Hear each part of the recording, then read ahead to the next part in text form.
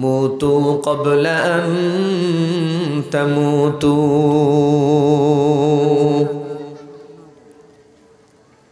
বাদশাহ ময়না পাখি তার বাসায় নিয়ে এসে পালছে। বাড়ির গেটের সামনে ময়না পাখিকে খাঁচার ভিতরে বন্দি করে রেখে দিয়েছে। বাড়িতে যে কেউ আসলে ময়না তাকে সালাম দেয়, হালাত জিজ্ঞাসা করে, কেমন আছো, কোত্থেকে আসছো। এটা ময়না পাখি মানুষকে জিগায়। বাদশাহ এত সুন্দর করে ওকে কথা বলা শিখিয়েছে যে কেউ পাখিটা দেখলে তার প্রশংসায় পঞ্চমুখ হয়ে যায়। বাদশাহ একদিন খাঁচার কিনারায় গিয়া ডাক দিয়া বলে, এই ময়না, আমি একটু শিকার করার জন্য জঙ্গলে যাই, তোমার যদি কোনো আবদার থাকে তাহলে বলো, আমি পূরণ করে দেব। পাখিটা ডেকে বলে, বাদশাহ নামদার, জঙ্গলে যাইতেছেন ভালো, আমার স্বজাতি পাখি যারা আছে ওদের সাথে যদি আপনার দেখা হয় তাহলে আমি যে খাঁচার ভেতরে বন্দি এই কথাটা শুধু তাদেরকে একটু বলে দিবেন। বাদশাহ বলে, ঠিক আছে, এই কথা তো ঠিক আছে।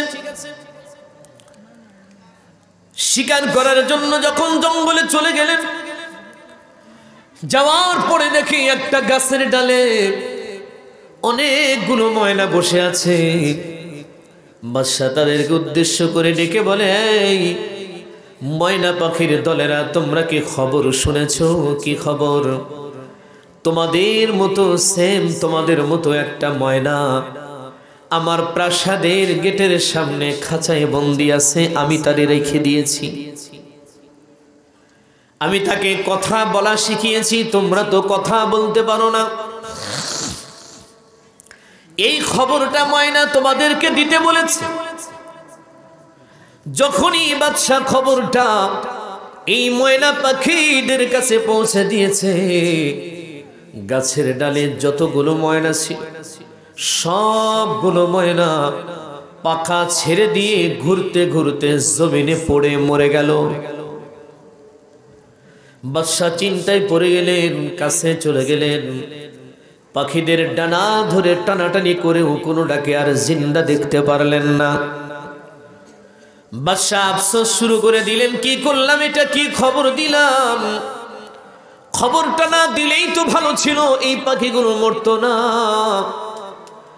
এই জন্য মনটা বড় খারাপ হয়ে গেছে, শিকার করার মতো মন মানসিকতা আর ভেতরে নাই। শিকারের এনার্জি যখন নষ্ট হয়ে গেছে, বাদশাহ লোক লস্করকে বলো, চলো আজকে শিকার হবে না, বাড়ি চলে যাই। আমরা যারা আজকে এখানে বসে আছি, আমরা সহকারী এই বর্তমান সময়ে পুরো বাংলাদেশ তথা গোটা পৃথিবী, তামাম ওয়ার্ল্ডে এই মুহূর্তে যত মানুষ যে যেখানে যে অবস্থায় আছে, আপনারা জানেন যে আজ থেকে 100 বছর আগে এই মানুষগুলো, আমরা যারা, আমরা এই দুনিয়াতে ছিলাম না। আবার সামনে 100 বছর পরেই যদি আমাদেরকে কেউ তালাশ করে তাহলেও কেউ খুঁজে পাবে না। এই কথাটার মানেই হলো যে এই পৃথিবীর জমিনটা আমাদের জন্য স্থায়ী কোনো বসতি না, ঠিক না? একটা সময় আমরা ছিলাম না, তো এখন আসছি দুনিয়াতে, আবার কিছুদিন পরে চলে যাব। এখন থেকে নিয়ে 200-300 বছর আগে যারা পৃথিবীর জমিনে ছিল, যাদের নাম আমরা অনেকেই জানি বা অনেক বই পুস্তকে তাদের নামও পাওয়া যায়, বিশেষ কোনো প্রয়োজনে আমরা যদি তাদের কাউকে তালাশ করি তাহলে কি পাওয়া যাবে? কোনোভাবেই তাদের সাথে দেখা করা সম্ভবপর হয়ে উঠবে না। এভাবে করেই পৃথিবীর শুরু লগ্ন থেকে নিয়ে চলে আসতেছে, কিয়ামত পর্যন্ত চলবে। একদল দুনিয়াতে আসবে তো আরেক দল দুনিয়া থেকে চলে যাবে। মাঝখান থেকে পৃথিবীতে আমরা কি রাখবো? কিছু মায়া।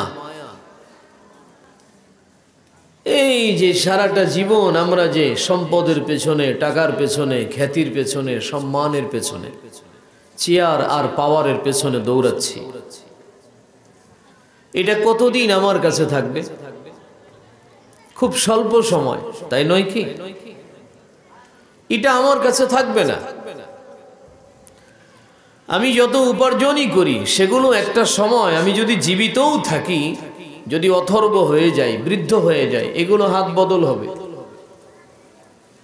আমার হাত থেকে অন্য আরেকজনের হাতে চলে যাবে। ওইটার উপর আমার কোনো স্বাধীনতা থাকবে না। ইচ্ছা মতো আমি খরচ করতে পারবো না, হয়তোবা চাইলেও পাবো না। সম্পদ আমার, উপার্জন আমার, ভোগ দখল করবে আরেকজনরা। আমি নিথর দেহ নিয়ে নীরব দৃষ্টিতে শুধু তাকিয়ে দেখা ছাড়া আর কোনো উপায় আমার থাকবে না। কি হবে না? একসময় এরকম হতে পারে কিনা? কারণ আজকের যারা সম্পদশালী, এরা যদি বৃদ্ধ হয়, 80-90 বছর যদি বয়স হয়ে যায়, পরিবারের কোনো দায়িত্ব কি তার হাতে থাকে? মিল ফ্যাক্টরি, কারখানা, জমি জিরাত, টাকা পয়সা, এগুলোর দায়িত্ব তার হাতে থাকবে? তার সন্তানরা বুঝে নিয়ে যাবে। এখন ওই বুড়োটা মরলো না বাঁচলো, তার কি প্রয়োজন, কি লাগবে, এগুলো কেউ জিজ্ঞাসাও করে না, ঠিক কিনা? অথচ একটা সময় তো ছিল এরকম যে এই মানুষটার আঙুলের ইশারায় দুনিয়া নাচত, পুরো এলাকা তার কথা মতো চলতো, আর এখন তাকে কেউ জিজ্ঞাসাও করে না। এই তো দুনিয়ার হাল। এভাবে থাকার পরে কিছুদিন পরে হয়তো দুনিয়া থেকে তাকে চলে যেতে হবে। তো প্রশ্ন হলো যে এই যে দুনিয়া থেকে যে চলে যাচ্ছি, আমার প্রশ্নটা হলো এই জায়গায় যে আমি দুনিয়া থেকে কি নিয়ে যাচ্ছি? দুনিয়াতে সরকারি কর্মকর্তা হয়ে আমি যে 30-33 বছর যে সরকারের গোলামি করলাম, তার হয়ে যে কাজ করে দিলাম, যা উপার্জন করেছি, আপনারা বলুন বুকে হাত দিয়ে, এই উপার্জন থেকে একটা টাকাও কি কবরে নিয়ে যাওয়া সম্ভব? আরো জোরে বলেন, সম্ভব? বেতনের বাহিরে যেগুলো উদ্বৃত্ত উপার্জন করেছি, মানে ঘুষের টাকা যেটাকে বলে, বাংলায় বললাম, কষ্ট নিন না, যেটা ঘুষের উপার্জন, সেখান থেকেও কি একটা টাকা আমি কবরে নিয়ে যেতে পারবো? বিভিন্ন শহরে বিভিন্ন বাড়ি তৈরি করেছি, দোকান, শপিং মল, মার্কেট, এগুলো আমি তৈরি করেছি। কেন? বেশি টাকা উপার্জনের জন্য। বিশাল শপিং মলটা রেখে, বিশাল 5 তলা 10 তলা বাড়িটা রেখে আপনাকে তো সেই 3.5 হাত মাটির ভেতরেই ঢুকতে হবে। একটা তলা তো আর সেখান থেকে কবরে নিতে পারবেন না, বা কবরের মেঝে থেকে শুরু করে উপর পর্যন্ত তো ওয়ালও করতে পারবেন না, টাইলস বিছাইতে পারবেন না। সম্ভব? আমাদের বাংলাদেশের এক শিল্পপতি, যমুনা গ্রুপের চেয়ারম্যান, বিগত করোনাকালীন সময়ে উনি যখন করোনায় আক্রান্ত, উনি সিঙ্গাপুরের এক বড় হসপিটালে চিকিৎসাধীন। তো উনি কর্তব্যরত যিনি ডাক্তার আছেন, ওনাকে ডেকে বলছেন যে ডাক্তার সাহেব, আপনি কি আমাকে চেনেন? নো, আপনি বাংলাদেশের একজন মানুষ, এতটুকু জানি, এর বাহিরে আপনার ব্যক্তিগত কি পরিচয় সেটা আমি জানি না। উনি বললেন যে বাংলাদেশে যে একটা যমুনা গ্রুপ আছে, নাম শুনছেন? এটা শুনেছি। ওই পণ্য, অনেক পণ্য আমাদের দেশেও আছে। বলে আমি ওই গ্রুপের চেয়ারম্যান, এই কোম্পানিটা আমার। ডাক্তার বলছেন তো এটা কেন বলছেন? বলছেন যে আমার সম্পদ কত আছে আমি এটা নিজেও জানি না, আমার টাকা কত আছে এটা আমি নিজেও বলতে পারবো না। তবে আপনি একটা স্ট্যাম্প নিয়ে আসেন, আমি স্বাক্ষর করে দেব যে আমার সমুদয় সম্পদের অর্ধেক আমি আপনাকে উইল করে দেব, বিনিময় শুধু আপনি আমাকে বাঁচায় দেন। বোকার রাজ্যে বসবাস করে না? এটা কথা বলেন, কতটুক আহাম্মক আর বোকা হলে এই কথাটা বলতে পারে? কোন ডাক্তার রুগী বাঁচাইতে পারে? এই জোরে আওয়াজ দিয়ে বলেন, কোন ডাক্তার রুগী বাঁচাতে পারে? কোন হেকিম কবিরাজ রুগী বাঁচাইতে পারে? কোন আল্লাহ ওয়ালার ফুঁতে রুগী বেঁচে যাবে? না। কারণ হায়াত আর মৌতের খেলাটা কে খেলে? সকলে মিলা আওয়াজ দিয়ে বলেন, কে খেলে? আল্লাহ তাআলার হাতে। এটা আল্লাহ কারোর হাতে ছেড়ে দেন নাই। কার হায়াত আল্লাহ বাড়াবে, কাকে দুনিয়া থেকে নিয়ে যাবে, কখন নিবে, কোন দিন নিবে, এই খবরটা সম্পূর্ণ আল্লাহ নিজের কাছে রেখে দিয়েছেন। ডাক্তারকে বলে, আমার সমুদয় সম্পদের অর্ধেক আমি আপনার নামে উইল করে দেব, শর্ত হলো আপনি আমাকে বাঁচিয়ে দিন। ডাক্তার বলে যে আপনার মতো একটা বোকা, এমন একটা বেয়াকুব আর আহাম্মক এই যমুনা গ্রুপের চেয়ারম্যান হয় কি করে? বলে, কেন এই কথা বললেন? বললো যে, আরে ভাই, আমরা যদি মানুষকে বাঁচাইতে পারতাম, হায়াত দিতে পারতাম, তাহলে সিঙ্গাপুরের এই হসপিটাল থেকে প্রতিদিন 10-20টা মৃত লাশ বের হতো না। সবাই আসতো অসুস্থ হয়ে, সুস্থ হয়ে বাড়ি চলে যেত। আমরা চিকিৎসা করতে পারি কিন্তু হায়াত দিতে পারি না। যার মৃত্যু লেখা আছে ওই মালিকের হাতে, তাকে তো চলে যেতেই হবে, ডাক্তারের হাতের নিচ থেকেই চলে যাবে। বাঁচানোর কোনো ক্ষমতা আমাদের নাই। অতএব এই কথা বলবেন না। শেষ পর্যন্ত আল্লাহর বান্দাকে দুনিয়া ছেড়ে চলে যেতেই হয়েছে। তার কবরের চিহ্নটা দেখলাম, কই হাজার হাজার কোটি টাকার মালিক যে মানুষটা সিম্পলি একটা কবর দিয়া, একটা বাঁশের বেড়া দিয়া তার কবরটাকে আটকায় রাখছে। অথচ সে যেই ঘরে বাস করত, ওই ঘরটা তো সাউন্ড প্রুফ ঘর, যে ঘরে কোনো আওয়াজ ঢুকতো না, কত নিরাপদ একটা ঘর। কিন্তু যেখানে লক্ষ বছর কোটি বছর থাকতে হবে, ওই ঘরটা কিসের হলো? এটাই হলো প্রশ্ন। দুনিয়ার 70 বছর 80 বছর তো রইলেন একটা ঘরে, 2-4টা ঘর, ঢাকায় 2টা করছেন, পাবনাতে একটা করছেন, রাজশাহীতে একটা করলেন। যখন যেখানে গেলেন সেখানে না হয় থাকলেন 2-4 দিন, 2-1 সপ্তাহ বিজনেসের কাজে। কিন্তু যদি আপনি ওপারে চলে যান, মানে আলমে বারজাখ, এই দুনিয়া ছেড়ে যে আরেকটা জায়গা আছে প্রতিটা মানুষের জন্য, ওই জায়গাটার নাম হলো আলমে বারজাখ। এই বরজাখে যখন যাবেন, ওই জায়গাটা আপনার জন্য কেমন হবে? মাটির বিছানা হবে না জান্নাতের একটা টুকরা হবে? এটা কখনো ভাবছেন? এটা ভাবার তো সময় আমাদের কাছে নাই। কি বাবা, ঠিক না? এজন্য মৃত্যুর আগে আমাদেরকে একবার মরে দেখতে হবে। মুতু ক্বাবলা আন তামুতু।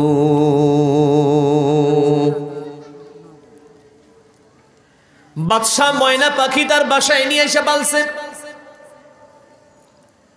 বাড়ির গেটের সামনে ময়না পাখিকে খাঁচার ভিতরে বন্দি করে রেখে দিয়েছে। বাড়িতে যে কেউ আসলে ময়না তাকে সালাম দেয়, হালাত জিজ্ঞাসা করে, কেমন আছো, কোত্থেকে আসছো, এটা ময়না পাখি মানুষকে জিগায়। বাদশাহ এত সুন্দর করে ওকে কথা বলা শিখিয়েছে যে কেউ পাখিটা দেখলে তার প্রশংসায় পঞ্চমুখ হয়ে যায়। বাদশাহ একদিন খাঁচার কিনারায় গিয়া ডাক দিয়া বলে, এই ময়না, আমি একটু শিকার করার জন্য জঙ্গলে যাই, তোমার যদি কোনো আবদার থাকে তাহলে বলো, আমি পূরণ করে দেব। পাখিটা ডেকে বলে, বাদশাহ নামদার, জঙ্গলে যাইতেছেন ভালো, আমার স্বজাতি পাখি যারা আছে ওদের সাথে যদি আপনার দেখা হয়, তাহলে আমি যে খাঁচার ভেতরে বন্দি, এই কথাটা শুধু তাদেরকে একটু বলে দিবেন। বাদশা বলে ঠিক আছে, এই কথা তো ঠিক আছে। শিকার করার জন্য যখন জঙ্গলে চলে গেলেন, যাওয়ার পরে দেখি একটা গাছের ডালে অনেকগুলো ময়না বসে আছে। বাদশা তাদেরকে উদ্দেশ্য করে ডেকে বলে, এই ময়না পাখির দলেরা, তোমরা কি খবর শুনেছো? কি খবর? তোমাদের মতো সেম, তোমাদের মতো একটা ময়না আমার প্রাসাদের গেটের সামনে খাঁচায় বন্দি আছে। আমি তারে রেখে দিয়েছি, আমি তাকে কথা বলা শিখিয়েছি। তোমরা তো কথা বলতে পারো না। এই খবরটা ময়না তোমাদেরকে দিতে বলেছে। যখনই বাদশা খবরটা এই ময়না পাখিদের কাছে পৌঁছে দিয়েছে, গাছের ডালে যতগুলো ময়না ছিল সবগুলো ময়না পাখা ছেড়ে দিয়ে ঘুরতে ঘুরতে জমিনে পড়ে মরে গেল। বাদশা চিন্তায় পড়ে গেলেন, কাছে চলে গেলেন। পাখিদের ডানা ধরে টানাটানি করেও কোনো ডাকে আর জিন্দা দেখতে পারলেন না। বাদশা আফসোস শুরু করে দিলেন, কি করলাম, এটা কি খবর দিলাম? খবরটা না দিলেই তো ভালো ছিল, এই পাখিগুলো মরতো না। এই জন্য মনটা বড় খারাপ হয়ে গেছে।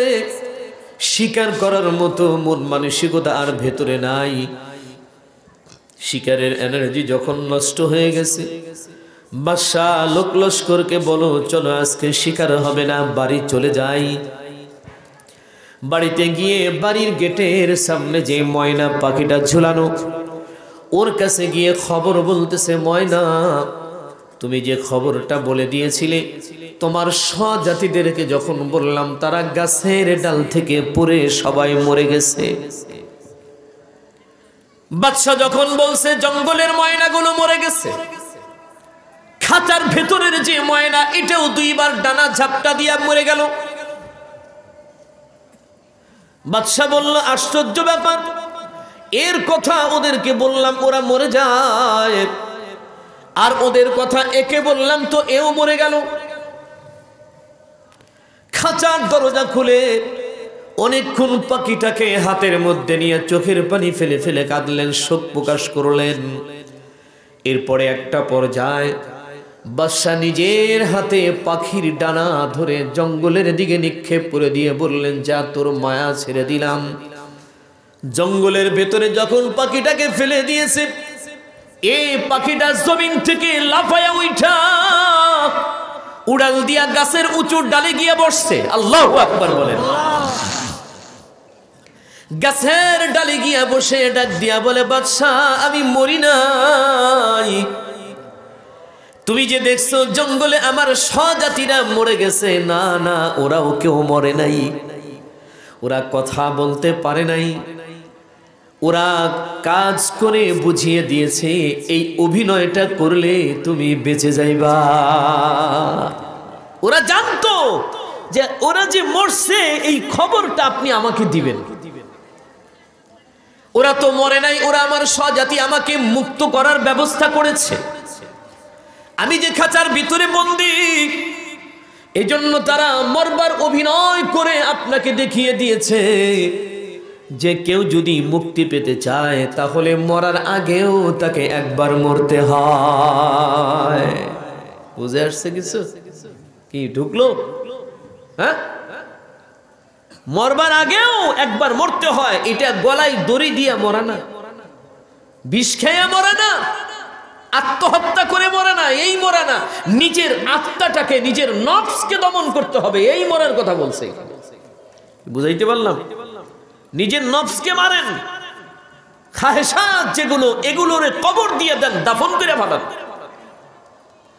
তাহলেই অরিজিনাল মৃত্যু যখন আসবে তারপরে মুক্তির ব্যবস্থা হয়ে যাবে। আমার ভাইরা,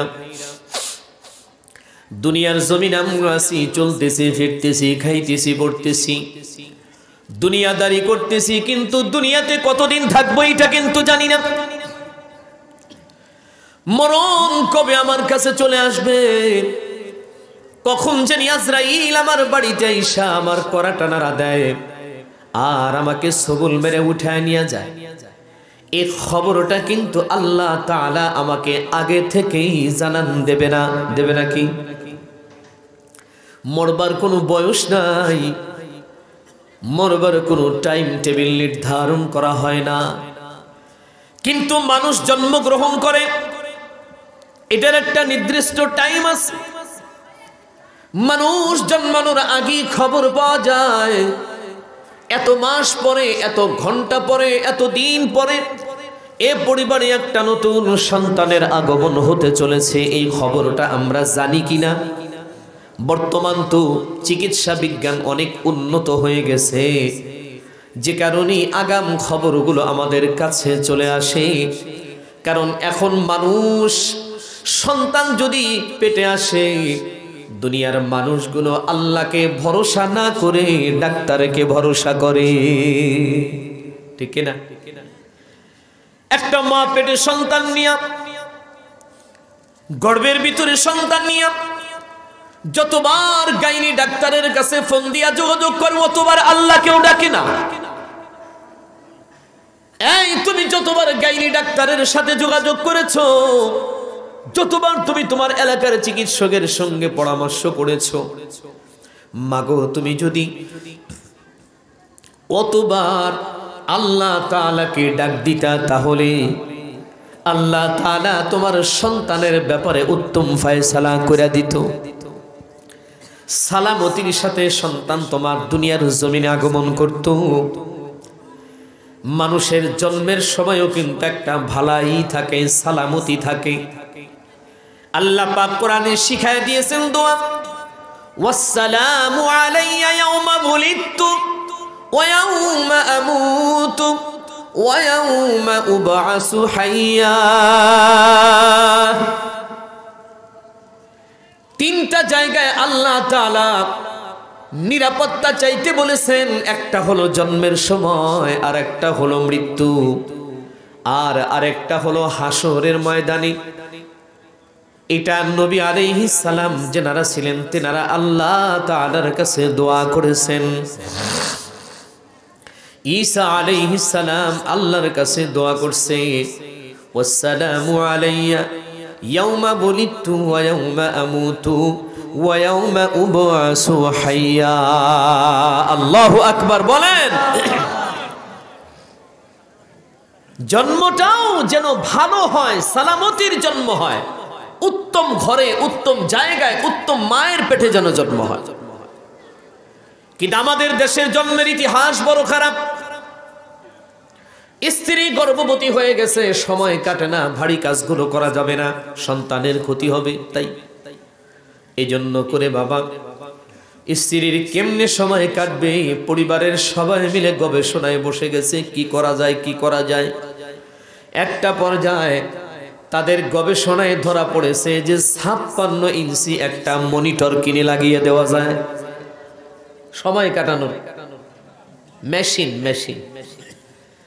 সে তার বেডরুমের খাটের অপোজিটে যেখানে পা থাকবে ওই দিকের ওয়ালের সাথে 56 ইঞ্চি একটা মনিটর লাগায়া দাও, ওয়াইফাই সেটিং করে দাও, ডিশ লাইনটা লাগিয়ে দাও, আর যত ইন্ডিয়ান সিনেমাগুলো চালিয়ে দাও। বৌমা দেখবে সময় কেটে যাবে, পেট থেকে যে হবে সে কি হবে? এই যে দেখছেন, পেট থেকে যে হবে সে কি হবে? হযরত মাওলানা শাকিব খান রহমাতুল্লাহ আলাইহি, বোঝেন নাই কথা? হ্যাঁ, শাকিব খান দামাত বারকাতুহুম, তাই তো নাকি? তো যদি একজন মা সন্তান পেটে নিয়ে সবসময় যদি টিভি সিরিয়াল দেখে, সিনেমা দেখে, নাটক দেখে, টিকটক দেখে, এটা দেখে, ওইটা দেখে, তো ওর সন্তান কি নামাজি মুত্তাকি হবে এটা আশা করা যায়? এই কথা বলেন, এটা আশা করা যায়? ওর সন্তান তো একটা নাফরমানি হবে, বেদিন হবে, আল্লাহ দ্রোহী হবে, নবীর দুশমন হয়েই জন্মগ্রহণ করবে। নামাজ পড়ে না, রোজা রাখে না, পেটের ভিতরে সন্তান কষ্ট পাবে, নাউজুবিল্লাহ বলে। নামাজ পড়ে না কারণ সেজদা দিতে পারে না, কোরআন তেলাওয়াত করে না। অথচ যদি সন্তান পেটে নিয়ে মা যদি কোরআন তেলাওয়াতে মগ্ন থাকতো, হতে পারে পেটের সন্তানটা আব্দুল কাদের জিলানীর মতো সন্তান হয়ে যেত।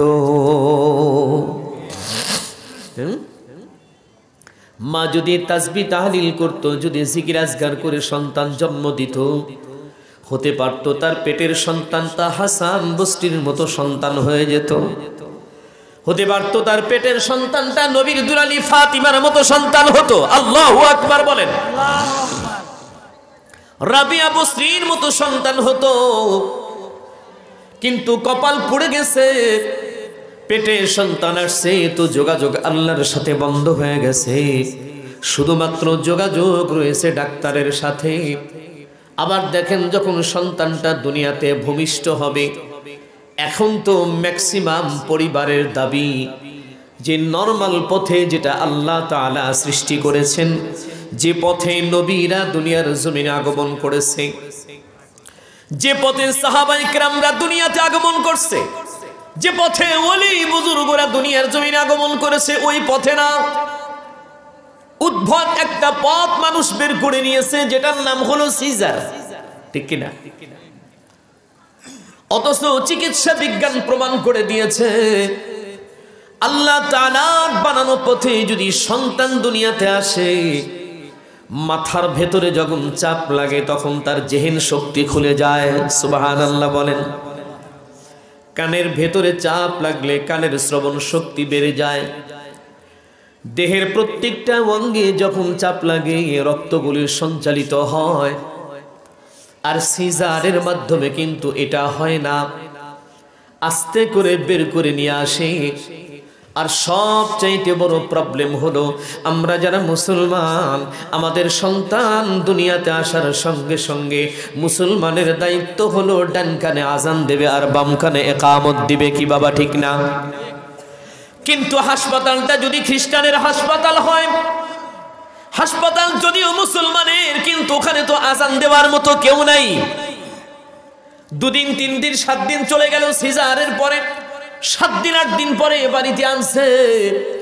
এখন মসজিদের ইমাম সাহেবকে ডেকে নিয়ে এসে দুমুঠো খাওয়ানোর পরে বলতেছে, হুজুর এই যে আমার নাতি হইছে, এটা আমার ছেলের ঘরের নাতি, কোলে দিছে, দোয়া করে দেন। আর সন্তানের কানে একটু আজান আর ইকামত দিয়া দেন 7 দিন পরে। মানে শয়তান দখল করে নেওয়ার পরে আইছে 7 দিনে আজান দিতে। আর জন্মের সাথে সাথে যদি ডান কানে আজান আর বাম কানে ইকামত দেওয়া যেত, আল্লাহ তাআলার আল্লাহু আকবারের নূর বান্দার কলবের ভিতরে সেটিং হয়ে যাইতো। আল্লাহু আকবার বলেন। এ বান্দা কখনো আল্লাহকে ভুলে যাইতো না। কিন্তু 7 দিন 10 দিন 15 দিন পরে আজান, এই আজানের কোনো দাম নাই। এই জন্য আজকে আমাদের দেশে নাস্তিকের হার বেড়েই চলেছে, মুরতাদের হার বেড়েই চলেছে, আল্লাহর দুশমনের হার বেশি, নবীর দুশমনের সংখ্যা বড্ড বেড়েই চলেছে। কি বাবা ঠিক কিনা? কারণ একটাই, আগের জামানায় এমন ছিল না।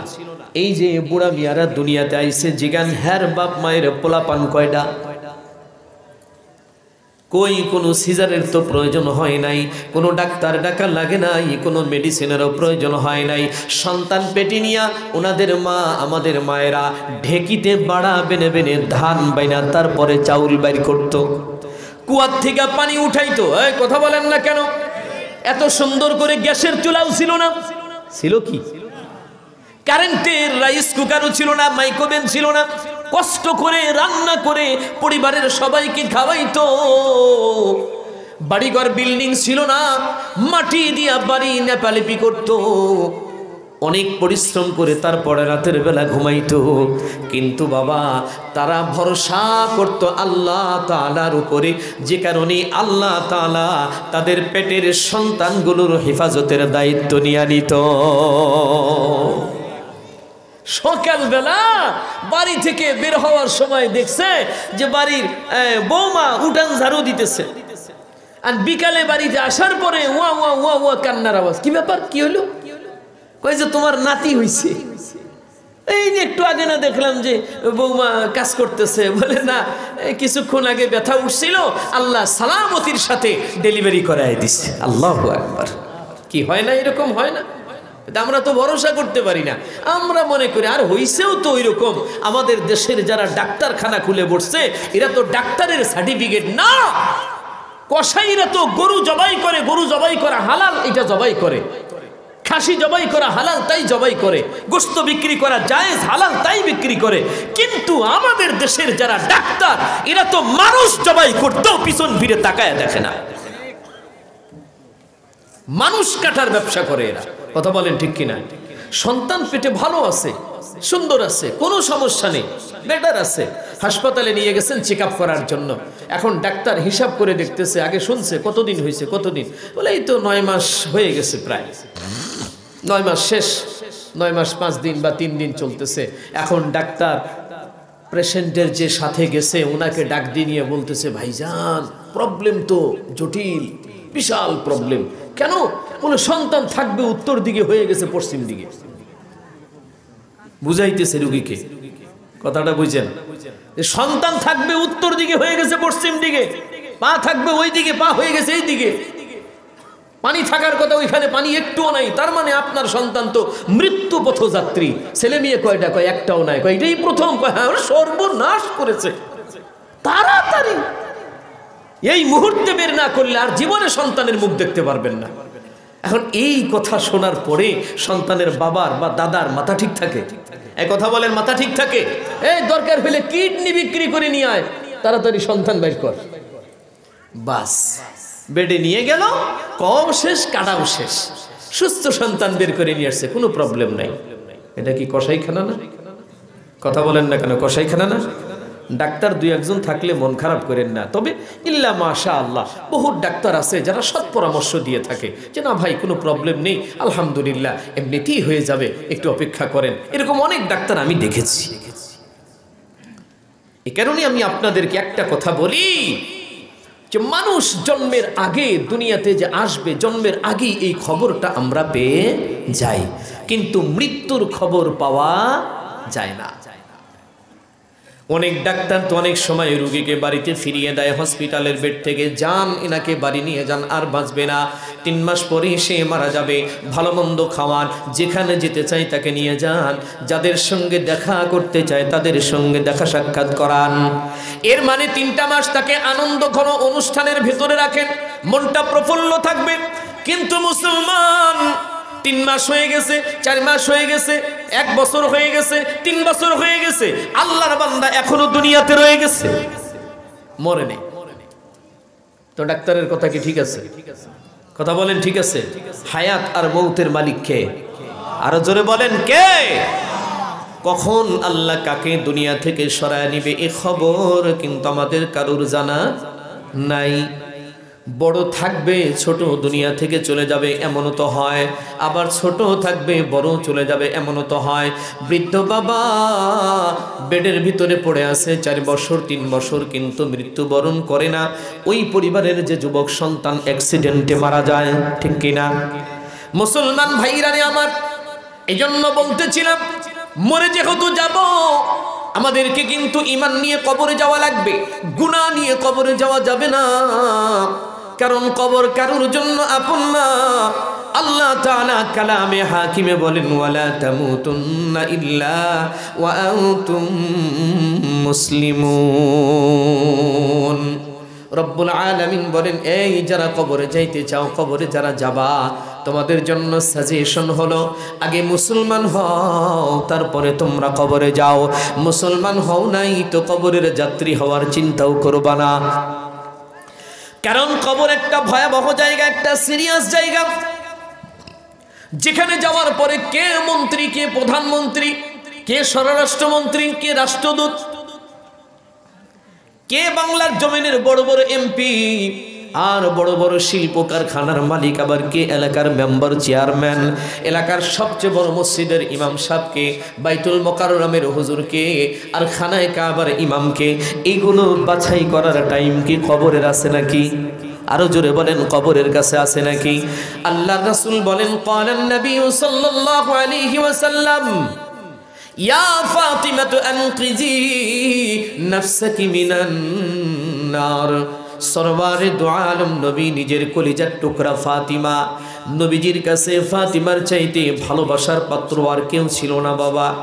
নিজের কলিজা দিয়া তিনি ফাতিমাকে ভালোবাসতেন।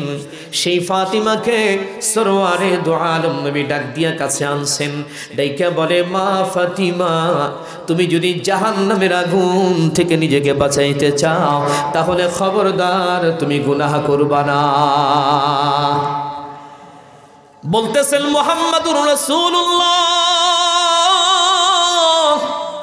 নিজের কলিজার টুকরাকে ডাক দিয়া বলে আই ফাতিমা, যদি জাহান্নামের আগুন থেকে বাঁচতে চাও তাহলে কি করা যাবে না? কথা বলেন, গুনাহ করা যাবে না। কারণ তুমি হয়তো মনে করতে পারো আমার বাবা মুহাম্মাদুর রাসূলুল্লাহ, আমার বাবা হলো সরকারে দু আলম, আমার বাবা হলো ইমামুল মুরসালিন, আমার বাবা হলো খাতামান নবীন। খবরদার খবরদার ফাতিমা, হাসরের ময়দানে আমি নবী কিন্তু তোমার 4 পয়সার কোনো উপকার করতে পারবো না।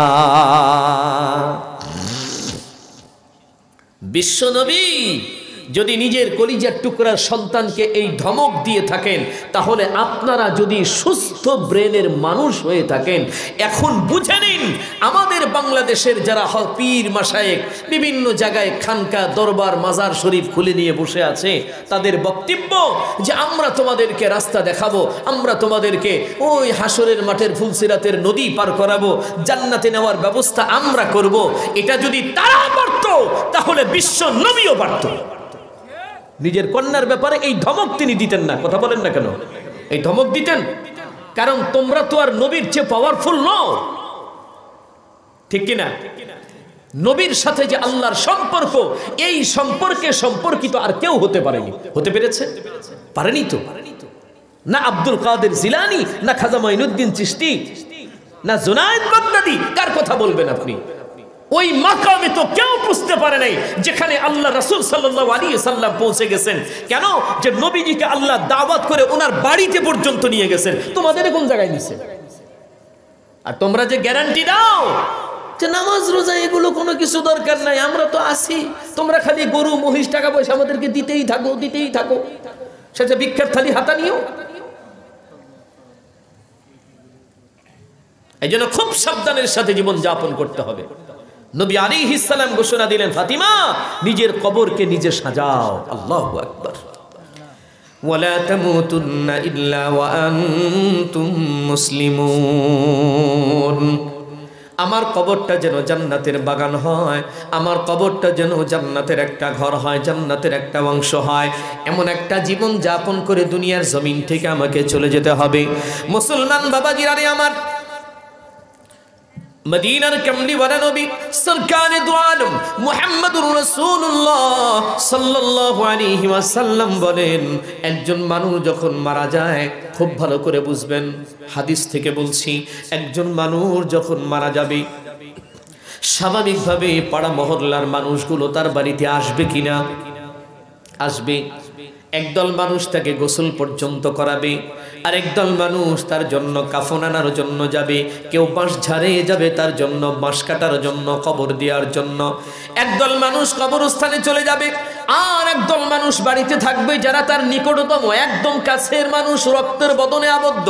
এই মানুষগুলো গড়াগড়ি দিয়ে কান্না করবে, ভাই আমার মারা গেছে, ছেলে বলবে বাবা চলে গেছে, স্ত্রী তো গড়াগড়ি দিয়ে কান্না করবে, স্বামী আমাকে ছেড়ে চলে গেল। কিন্তু বলুন তো বাবা, এই কান্না কয়দিন? চিরদিন? 2 মাস? 1 মাস? তাও তো না। যেদিন বাবা মরে গেছে দেখছি অনেক যুবক সন্তান মাথায় টুপি উঠাইছে, মসজিদে তাকে দেখা যায়, ফজরেও দেখা যায়, জোহরেও দেখা যায়, মোটামুটি 3, 4, 5 দিন তাকে মসজিদে দেখা যায়। এরপর থেকে সন্তানের চেহারা আর মসজিদে দেখা যায় না। মাথার থেকে টুপিও খুলে পড়ে গেছে, রাস্তার ভিতরে আবার আগের মতো বিড়ি খাওয়া শুরু করছে। বাড়ির ভিতরে টেলিভিশনের পর্দাটা 2 দিনের জন্য বন্ধ ছিল, 3 দিনের মাথায় আবার টেলিভিশনের পর্দাটা ওপেন হয়ে গেছে। কথা বলেন ঠিক কিনা? আর বাড়ির ভিতরে আবার আনন্দ ঘন হাসি ঠাট্টা সবই চলতেছে। ওই মানুষটার বিরহে কিন্তু কান্নায় সবাই ভেঙে পড়েছিল, সবাই কিন্তু পাগল পাড়া হয়ে গিয়েছিল। কিন্তু দিন যতই চলে যাচ্ছে ওই মানুষটা তাদের হৃদয় থেকেও হারিয়ে যাচ্ছে। বিশ্বনবী বলেন, যখন মারা যায় খাটিয়াতে চড়াইয়া তাকে কবরস্থানের দিকে নেওয়া হয়। যখন তাকে কবরের মধ্যে রাখা হলো, এটা হলো তার শেষ বিদায়ের জানাজা, শেষ বিদায়ের খাটিয়া। কি বাবা ঠিক না? মিনহা খালাকনাকুম ওয়া ফিহা নুঈদুকুম ওয়া মিনহা নুখরিজুকুম তারাতান উখরা। এই আয়াতটা জানা আছে আপনাদের? যাদের জানা আছে তারা একটু আমার সাথে কষ্ট করে পড়বেন। পড়লে প্রতি হরফে 10টা নেকি হবে ইনশাআল্লাহ। পড়েন, মিনহা খালাকনাকুম ওয়া ফিহা নুঈদুকুম ওয়া মিনহা নুখরিজুকুম তারাতান উখরা। মানুষটাকে কবরের ভিতরে দিয়া, বাঁশের ছাউনি দিয়া সকলে মিলা 3 মুষ্টি করে মাটি তার মুখের উপরে দিয়া দিবে। কি বাবা ঠিক কিনা? তার জীবনের সমস্ত ঘটনার কিন্তু ইতি ঘটে গেল এখানে। আর কোনোদিন কারোর সাথে দেখা হবে না, আর কোনোদিন সন্তানকে বুকে আগলাইতে পারবে না, স্ত্রীকে বুকে নিয়ে আর আগলাইতে পারবে না, কোনো পরিবারের মানুষের সঙ্গে কোনোদিন কথা বলার সুযোগ পাবে না। মুসলমান ভাইরা রে আমার, এই যে কবরের ভিতরে মানুষটাকে শোয়ানো হলো, সরওয়ারে দু আলম নবী বলেন, ধরে নিন 100 জন মানুষ কবর দিতে গেছে, এর ভিতরে একজন মানুষ বহু দূর থেকে আসছে, নিকটতম একজন আত্মীয়, তবে অনেক দূরে থেকে আসছে। লোকটা বড় বিজি, অনেক কাজ তার হাতে, সে দেরি করতে পারতেছে না। সবার প্রথমে সে 3 মুষ্টি মাটি কবরে দিয়া দিল। এরপরে লোকজনকে উদ্দেশ্য করে ডাক দিয়া বলল, এই আমি তো অনেক বিজি, এখানে এক মুহূর্ত কাল থাকতে পারবো না, বিধায় তোমরা বাকি কাজটা সম্পন্ন করো, আমি এখান থেকে চলে গেলাম। আল্লাহর রাসূল বলেন, ওই কবর থেকে নিয়ে মাত্র 40 কদম রিটার্ন ব্যাক যখন ওই মানুষটা করবে, বাকি সব মানুষগুলো কিন্তু কবরস্থানে রয়ে গেছে, মাটি দিচ্ছে, অনেকে অনেক ধরনের কাজ করতেছে। রাসূল আরবি বলেন, আতাহু মালাকানি আসওয়াদানি আযকানি ফায়ুজলিসানিহি। সরওয়ারে দু আলম নবী বলেন, ঠিক এই মুহূর্তে তার কবরের ভিতরে নীল চক্ষু বিশিষ্ট ভয়ানক চেহারার অধিকারী 2 জন ফেরেশতার আগমন হবে। এই ফেরেশতারা কবরের ভিতরে ঢোকার পরে ফাইজুলিসানিহি, এই মানুষটাকে উঠায়া বসাবে। বসানোর পরে উপর্যুপরি 3টা প্রশ্ন করে বসবে। সুম্মা ইয়াসআলুহু মান রাব্বুকা মা দীনুকা মান হাযার রাজুলুল্লাযী বুইসা ফীকুম। উপর্যুপরি 3টা প্রশ্ন যখন করে বসবে, বান্দা যদি ইমানদার হয়, বান্দা যদি পরহেজগার হয়, মুত্তাকি হয়, আল্লাহওয়ালা হয়, নাফরমান যদি না হয়, বেঈমান যদি না হয়, বান্দার জবান থেকে স্পষ্ট উত্তর আসবে, রব্বি আল্লাহ। মান রব্বুকা মানে রব্বি আল্লাহ, উত্তর চলে আসবে। দ্বিতীয় প্রশ্ন হলো, মা দীনুকা, তুমি কোন ধর্ম পালন করেছো বলো। বান্দা যদি ইমানদার হয়, সত্যি যদি ইসলাম ধর্মের অনুসারী হয়, তার জবান থেকে আওয়াজ আসবে দীনিয়াল ইসলাম। 3 নম্বর প্রশ্ন করা হবে, মান হাযার রাজুলুল্লাযী বুইসা ফীকুম, এই মুহাম্মদ আরবীর একটা প্রতিচ্ছবি তার সামনে রাখা হবে, বলো এটা কে, এনাকে চিনো কিনা, এই মানুষটার সঙ্গে তোমার কোনো সম্পর্ক আছে কিনা। বান্দা যদি সত্যি পরহেজগার মুত্তাকি হয়, সঙ্গে সঙ্গে তার জবান দিয়ে উত্তর আসবে, হাযা নবিয়ুনা ওয়া হাবিবুনা মুহাম্মাদুর রাসূলুল্লাহ। যখন 3টা প্রশ্নের জবাব সঠিক হয়ে যাবে, 100তে 100 যখন 3টা প্রশ্নের জবাব দিয়া দিবে, আল্লাহ তাআলার তরফ থেকে তখন আওয়াজ আসবে, আন সাদাকা আবদি, আমার বান্দা সঠিক বলেছে, পিওর সত্য কথা বলেছে, 100তে 100 সত্য বলেছে, বিদায় এক মুহূর্ত দেরি না, আফরিশুহু মিনাল জান্নাহ, আমার বান্দার কবরের ভেতরে জান্নাতের বিছানা বিছিয়ে দাও। বান্দা সত্য বলেছে, আলবিসুহু মিনাল জান্নাহ, বান্দার শরীরে জান্নাতের পোশাকগুলি পরিয়ে দাও। ওয়াফতাহু লাহু বাবান ইলাল জান্নাহ, আমার বান্দার শরীরের ভিতরে জান্নাতি পোশাক তো পরিয়েছো, এবার জান্নাতের ভেতর থেকে দরওয়াজা উন্মুক্ত করে দাও বান্দার কবরের দিকে।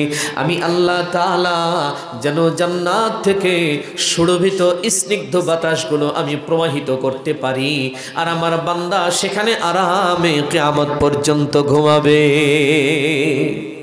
এমন একটা কবর আমরা কামনা করি, ঠিক কিনা? এমন কবর বানাইতে হবে, এমন একটা মৃত্যু আমাদের দরকার, যেই মৃত্যুতে এলাকার মানুষ আমার জন্য শোক প্রকাশ করবে, চোখের পানি ফেলাইয়া কাঁদবে। আবার এমন মৃত্যু বরণ করা যাবে না যে 100 জন মানুষ জানাজাতে আসলে তার ভিতরে 30 জন ওযু ছাড়াই আসবে, জানাজার দোয়াও পড়বে না, হাত বেঁধে আপনাকে মনে মনে গালিগালাজ করবে, শয়তান মরে গেছে, আল্লাহ এলাকা ঠান্ডা হইছে, ও যেন জাহান্নামে চলে যায়, আল্লাহ জাহান্নামে যেন চলে যায়। অথচ আপনার জানাজাতে দাঁড়াইয়া দাঁড়াই দোয়া করতেছে, কেন জানেন? কেন? কারণ আপনি সারাটা জীবন মানুষের উপরে নির্যাতন করেছেন, জ্বালিয়েছেন, অন্যায় জুলুম করেছেন, যে কারণে মানুষ অতিষ্ঠ, আপনি মরে গেলেই তারা খুশি। এমন জীবন গঠন করেন যাতে আপনি মরে গেলে মানুষ আপনার জন্য কাঁদে, 100 বছর আপনার নাম মানুষের মুখে রয়ে যায়, মানুষ যেন আপনার নাম বলে, আল্লাহর কাছে দোয়া করে, আল্লাহ ওই মানুষটারে তুমি মাফ করে জান্নাতের মালিকানা দান করে দাও। এই রাজি তো এমন মরার জন্য? মৃত্যুটা যেন ভালো হয়, মৃত্যুটা ভালো কামনা করতে হবে আল্লাহর কাছে। যায় আল্লাহ অপঘাতে মরণ দিও না, আত্মহননের মরণ যেন না হয়, দুর্ঘটনা অ্যাক্সিডেন্টের মরণ, হঠাৎ মৃত্যু, এটা যেন না হয়। আয় আল্লাহ, মৃত্যুর আগে যেন তোমার নাম স্মরণ করে কালিমা তিলাওয়াত করতে করতে দুনিয়ার জমিন থেকে চলে যাইতে পারি, এই তৌফিক তুমি আমাদেরকে দিও। বলেন আমিন, বলেন আমিন। কিন্তু প্রবলেমটা হলো কি জানেন? আমরা তো মরতেই রাজি না, মরতেই রাজি না। মরার কথা শুনলেই আমরা বলি যে ধর আলাই বালাই, এটা আবার কি কইস, আমি মরবো কিসের জন্য? তাই বলি না, আমি মরবো কে? তুমি মরবে না, তুমি কি আজরাই? তুমি খালি সব মারবে, মরবে না কোনদিন। মরতে তো হবেই। মৃত্যু এমন একটা স্পর্শকাতর এবং চিরন্তন এক সত্য কথা, যেটা খুব তিক্ত একটা সত্য কথা, এটাকে কেউ বরণ করতে চায় না। কি বাবা?